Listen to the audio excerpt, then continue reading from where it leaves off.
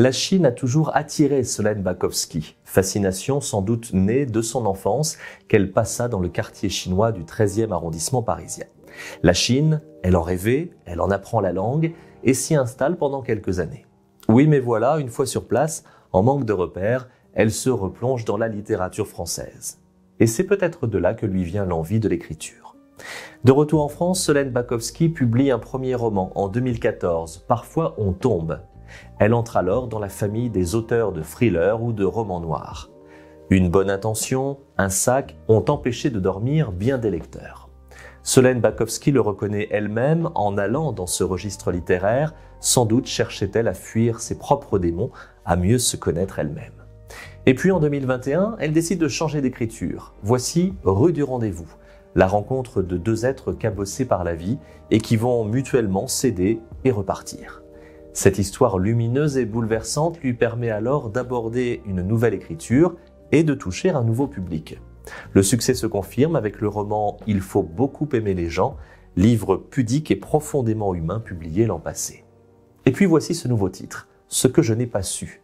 Un livre qui est peut-être une façon de faire le lien entre les deux styles littéraires dans lesquels Solène Bakowski a évolué. Car effectivement, le livre s'ouvre comme un roman noir, un thriller à rebondissement qui évoluerait doucement vers une histoire d'amour, de famille, de résilience, de nouveaux départs.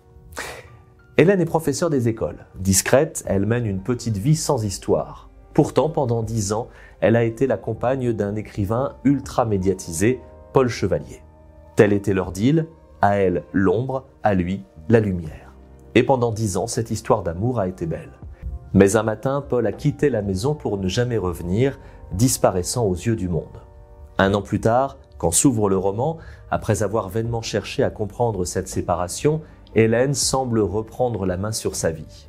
Mais le téléphone sonne, on annonce à Hélène que Paul s'est tué en voiture et ses obsèques ont lieu le lendemain.